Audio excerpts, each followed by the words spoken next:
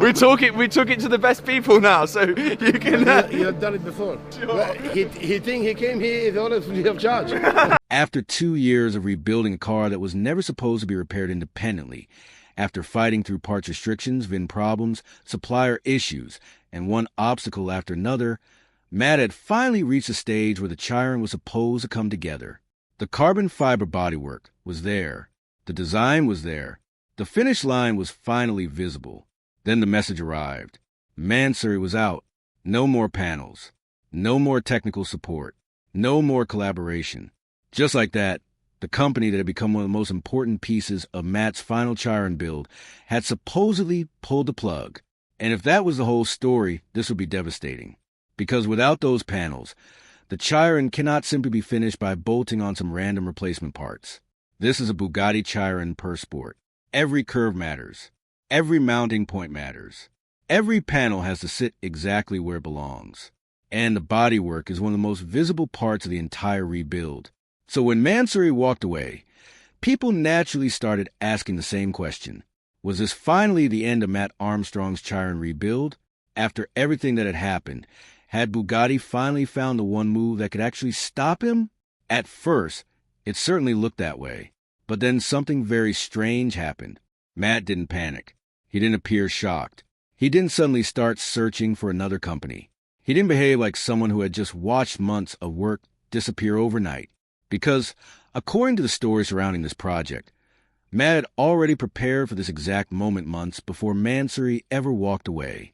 And that changes the entire story. Because what if Mansory's cancellation wasn't the disaster everyone thought it was? What if Mat had already built a way around it? What if the bodywork sitting inside Mansory's workshop was never the only version of the plan? And what if, while everyone was watching the Chiron slowly come together, Mat was quietly making sure that nobody could take the final piece away from him? That is where things get very interesting. Because Mat apparently did something most people would never think to do. He copied the information, not with photographs, not with a few measurements written down on a piece of paper. According to the source script, Mat commissioned a complete 3D scan of every Mansory panel that arrived at his workshop. The scan was not limited to the visible outside surfaces. It reportedly captured the internal mounting points, reinforcing structures, dimensions, and other details needed to recreate the panels accurately. Think about what that means. The physical panels might belong to Mansory. The molds might belong to Mansory. But the digital information Mat had created was now sitting somewhere else, on his own system. And that meant Mansory walking away didn't necessarily mean the body kit disappeared with him. Because there was now another question Mat could ask. Could somebody else build it? And according to the source script, Mat had already found someone who said yes. A rival carbon fiber manufacturer in Italy was supposedly shown the scans and original specifications and asked one very simple question. If Mansory disappears, can you reproduce these panels? The answer was yes. It would cost money. It would take time, but it could be done. And suddenly, the entire Mansory situation looked different. Because while everyone else was watching one door close, Mat may already had another door open. But that wasn't even the most important part. The third step was the one that could potentially change the entire story. According to the source, Mat also secured a formal, legally notarized copy of the original agreement connected to the Mansory collaboration. And now ask yourself why someone would go to that much trouble. Why scan every panel? Why find another manufacturer months before you supposedly need one? Why preserve the agreement? Why prepare for a partnership to collapse while that partnership was still alive? Because maybe Mat wasn't simply building a Bugatti. Maybe he was building an exit strategy. And that is where the story becomes much bigger than Mansory. Because the source script claims that the reason for Mansory's cancellation was not simply a normal business decision. It alleges that pressure came from inside Bugatti and that Mansory was warned about continuing to work with Mat. That is a serious claim, and it is important to treat it as a claim unless independently documented. But if that allegation is true, then Mansory's cancellation could become much more than a disappointing business decision. It could become another piece of evidence in the larger battle surrounding Mat's Chiron. And suddenly, the timing becomes impossible to ignore. Mat had already been dealing with restrictions. He had already been dealing with problems getting parts. He had already dealt with the VIN issue. And now, just when a major company was helping him finish the car, that relationship supposedly disappeared. The source script's argument is that Mat had seen this pattern developing for months. Every time one route opened, another obstacle appeared. Every time someone helped him, there was another problem. So Mat stopped assuming that the next solution would remain available. He started preparing for the moment it wasn't. That is the real story. Not simply that Mansory walked away. Not simply that Mat found another manufacturer. But that Mat may have understood something months earlier that everyone else only realized when the cancellation letter arrived. He couldn't afford to depend on anyone. And that realization may have completely changed the final stage of the Chiron rebuild. Because now Mansory has walked away. The original plan has changed. The pressure has supposedly increased.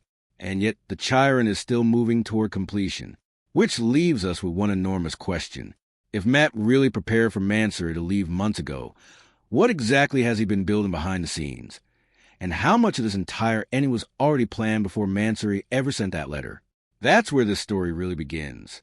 The 3 moves Mat made before Mansory walked away. The first move was the one almost nobody would have thought about. Mat made a digital copy of the body kit. And according to the source script, this was not some quick skin done for a few promotional images. Every Mansory panel that arrived at the workshop was supposedly scanned in detail, including the outside shape, internal mounting points, reinforcing structures, and the thickness of the carbon fiber across different areas. That may sound like a technical detail, but it could be the single most important decision Mat made during the entire bodywork stage. Because a physical part can disappear. A company can take its molds back. A supplier can stop answering emails. A partnership can collapse overnight.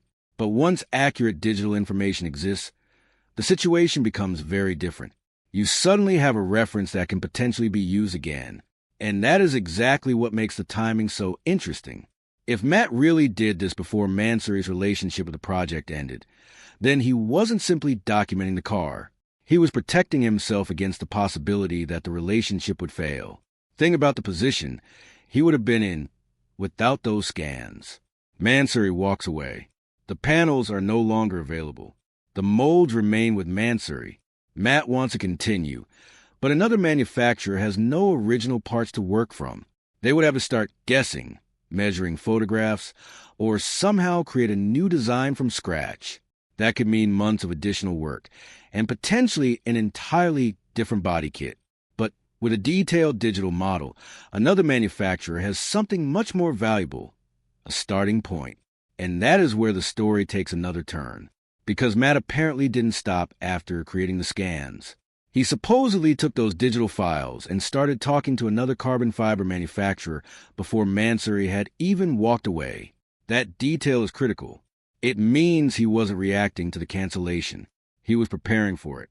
According to the source, the company he approached was an Italian carbon fiber manufacturer with experience supplying several Formula One teams and, importantly, no connection to Bugatti or its supply chain. Mat reportedly showed them the scans and original specifications and asked whether they could reproduce the panels if Mansory disappeared. The answer was yes. Not instantly, not cheaply, but yes. And suddenly, the entire situation changes. Because Mansory may have controlled the original manufacturing process, but they may no longer have been the only possible route to the finished car. Mat had apparently created another one, and then came the third move, the move that, according to the source script, could become the most important of all, preserving formal documentation of the original agreement. That means Mat wasn't only thinking about how to physically replace the panels. He was supposedly thinking about what would happen if the partnership ended, and there was a dispute over what had originally been agreed. 3 separate preparations. Digital information. An alternative manufacturer. Legal documentation. Any one of them could be useful. Together, they look like a deliberate strategy. And that is why Mansory's cancellation may have been nowhere near as damaging as it first appeared. The public saw a company walking away. Mat, if the source's timeline is accurate, may have seen a problem that he had already spent months preparing to solve. But there was still one thing nobody knew at the time. Why was Mat preparing so aggressively in the first place? What had he seen that made him believe the Mansory partnership might eventually collapse? Because if he really knew this possibility existed months before the cancellation, then the next question becomes even more uncomfortable. Who warned him? The warning Mat may have seen coming. But there was a reason Mat was supposedly preparing so carefully, and this is where the story takes a much darker turn. According to the source script, the Mansory cancellation did not arrive completely out of nowhere. The public explanation was described as vague, with references to contractual obligations and brand positioning. But the script claims there was another conversation happening privately, a warning allegedly delivered to Mansory from a senior figure inside Bugatti. If that claim is accurate, it would explain why Mat's reaction looked so different from what everyone expected. He wasn't surprised because he may have already understood that working with him could put pressure on another company. And Mansory had something much bigger to protect than one project. It had a global reputation, wealthy customers, existing relationships, and its own future to think about. Walking away could therefore have been less about wanting to abandon Mat and more about protecting the business from a fight it did not want to enter. That is why the source script makes an important distinction. Mansory is not necessarily the villain. The company may simply have made the coldest business decision available to it. And honestly, that makes the situation even more interesting. Because if Mansory had suddenly turned against Mat for personal reasons, the story would be easy to understand. But if Mansory was caught between its relationship with Mat and the enormous pressure that supposedly came from the other side, then the cancellation becomes a completely different event. It becomes a sign of how difficult it can be for an independent builder to operate when major manufacturers and established suppliers are involved. And Mat, according to the narrative, had already learned that lesson the hard way. He had watched one door close after another. Parts became difficult to obtain. Access became complicated. The VIN became another barrier. Every solution seemed to come with another condition attached. So by the time Mansory became involved, Mat supposedly wasn't thinking like someone who expected everything to go smoothly. He was thinking like someone who had learned never to depend on a single route. That is why the 3 preparations matter so much. The scans meant the physical bodywork was no longer the only source of information. The Italian manufacturer meant another company could potentially take over the work. And the documentation meant the original agreement did not simply disappear when the relationship ended. But now comes the part that could matter most. If Mansory's departure really was caused by pressure, and if Mat can prove that the cancellation happened because the company was warned about continuing the relationship, then the body kit itself could become something far more valuable than a set of carbon fiber panels. It could become evidence. And that is the point where this stops being just another chapter in a Bugatti rebuild. Because Mat no longer needs Mansory to finish the car. He needs the world to see that the car can be finished without them. The source script's ending pushes this idea even further, claiming that the replacement panels were already being prepared and that the documentation had already been secured. If that happens, the message will be impossible to miss. Mansory walked away. The Chiron did not. The original plan collapsed. The rebuild continued. And perhaps the biggest mistake anyone could have made was assuming that removing one supplier meant removing Mat's ability to finish the car. Because according to the story, Mat had already built something much more important than a relationship with Mansory. He had built a way around them. Mansory's decision may have created the one thing Mat needed. And this is where the situation gets even more interesting. Because Mansory's decision may have created something Mat could never have created on his own, a clear moment that exposed just how fragile the original plan really was. Before the cancellation, Mansory was still part of the story. There was a partnership, there were panels being produced, and there was a clear path toward the finished Chiron. But once Mansory stepped away, that path disappeared. Suddenly, everyone had to look at the project differently. And according to the source script, Mat was ready for exactly that moment. He didn't need to start from zero. He already had the scans. He already had another manufacturer in Italy that had supposedly confirmed it could reproduce the panels. And he had preserved documentation connected to the original agreement. That means the cancellation did not erase the work that had already been done. In fact, it may have made that preparation more valuable. Think about the difference between these two situations. In the first, A supplier leaves, and the builder has no alternative. The project freezes. The budget grows, and months can disappear while everyone searches for another solution. In the second, the supplier leaves, and the builder immediately opens a folder containing detailed digital models, contacts another manufacturer, and continues from there. The second situation is not a disaster. It is a transition. And that appears to be the central idea behind the source script's version of events. Mat was not dependent on Mansory. He was using Mansory while quietly making sure he could survive without them. That distinction is enormous. It also explains why the title works so well. Mansory walked away, creates the shock. But Mat saw it coming months ago, creates the mystery. Viewers immediately want to know what he knew and how he prepared. And the answer is not another dramatic speech. It is technical preparation. It is documentation. It is having another route ready before the first route disappears. That is much more powerful because it makes Mat's response look calculated rather than emotional. And there is another detail that should not be overlooked. The source script claims a replacement manufacturer had no connection to Bugatti or its supply chain. If that is accurate, then the significance goes beyond simply finding someone willing to make carbon fiber panels. It means Mat may have deliberately chosen a company outside the same network that had created so many of the problems in the first place.